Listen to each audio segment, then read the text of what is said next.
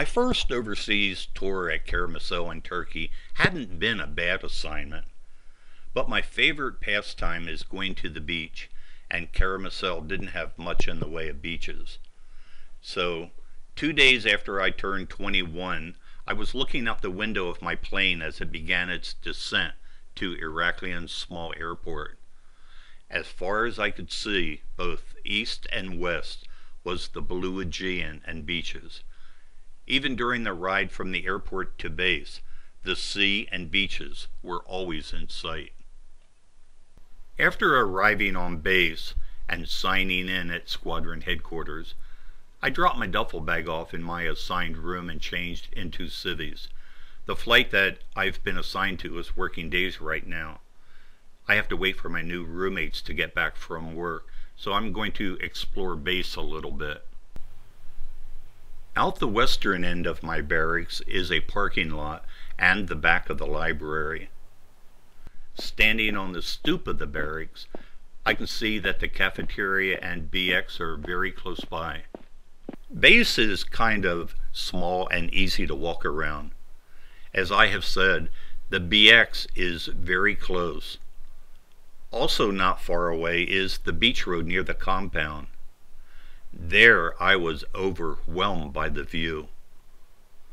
Base is located right on the sea, and adding to the view is a small island called Dia, which is about 5 miles off the coast. Any doubt I might have had about staying in Europe for a second tour vanished. I knew I had made the right decision. Iraklion Air Station is home to the 6931st Security Group.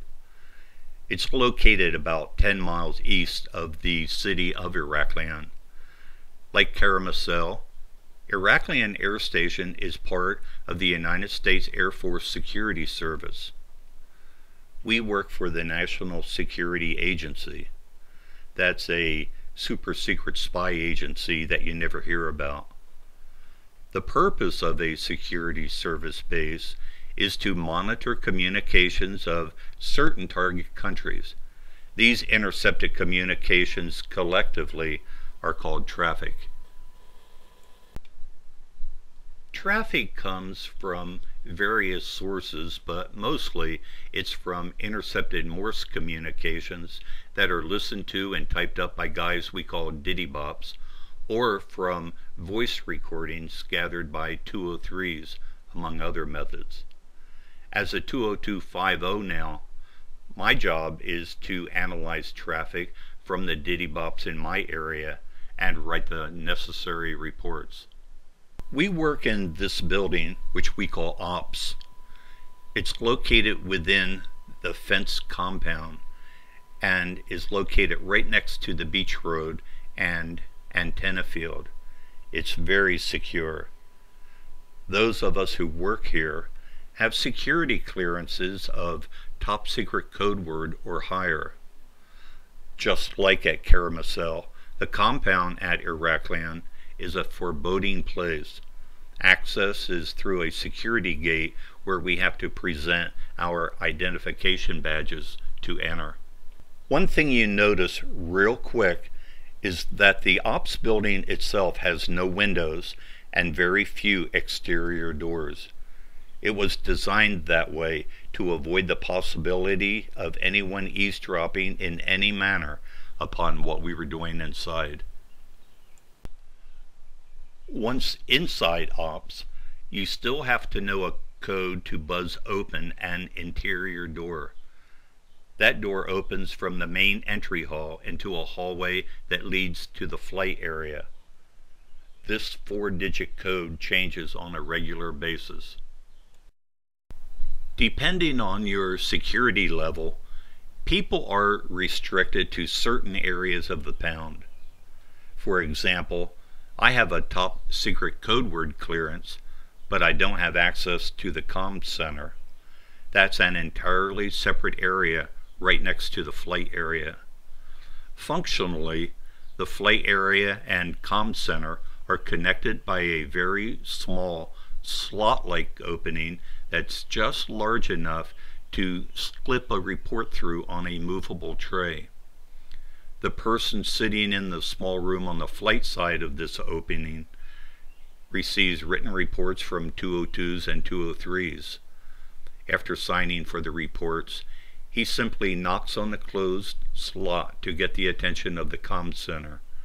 The report is then put into a tray from which is removed on the other side for transmission. The reports we write range in precedence from routine up to flash. A flash is a critic and is only used for the most important events.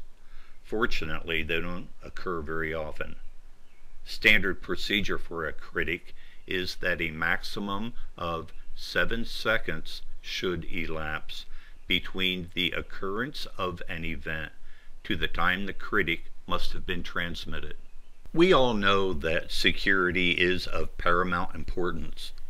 That's been drilled into our heads since the first day of tech school. Each one of us concentrates on our particular job, and we never discuss what we do, not even with other guys on flight.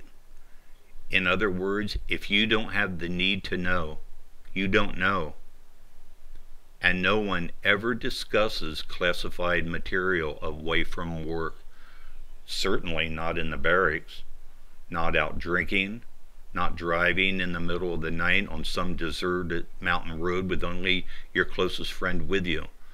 Work is never discussed outside the pound. We're all very aware that there's a Cold War, and we know it's vital to our nation's security to be overly cautious. I was assigned to Able Flight as a senior analyst. In case you don't know, the word flight simply means a group of people who work together, sort of like what a shift is in civilian life. Usually the guys on each flight live together in the same barracks.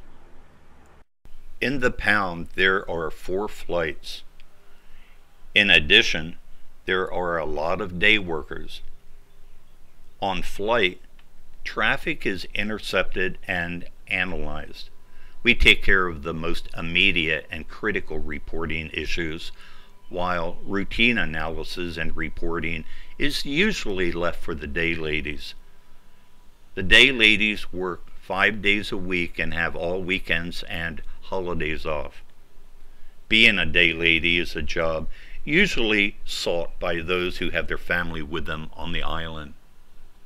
On flight, we work rotating shifts.